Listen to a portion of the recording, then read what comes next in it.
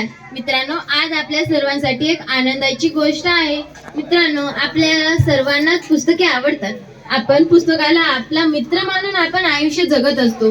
म्हणून मित्रांनो, भारत सातपुते सरांनी आपल्याला सुंदर असं पुस्तक आपल्याला भेट म्हणून पाठवलं आहे। गेल्या वर्षी आपण त्यांना आनंदाचे झाड उत्कृष्ट बालसाहित्य कृतज्ञता पुरस्कार हा पुरस्कार देऊन आपण त्यांना सन्मानित केलं होतं। मित्रांनो, त्यांचं जे ते पुस्तक होतं छोट्यांच्या मोठ्या गोष्टी, तो पुस्तक फारच भन्नाट होता आणि ते आपल्या शाळेत आलते। त्यांनी आपल्याला वेगवेगळ्या गोष्टी सांगितल्या।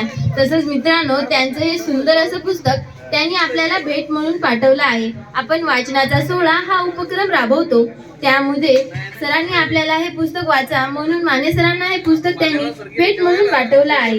त्या पुस्तकाचे नाव आहे भारत पर्ण। हा पुस्तक खूपच छान आहे मित्रांनो। तसंच लेखक मित्र किती भन्नाट असतात, त्यांचा अनुभव किती महत्त्वाचा असतं। त्या छोट्या छोट्या गोष्टीतून आपल्याला खूप काही शिकवून जातात।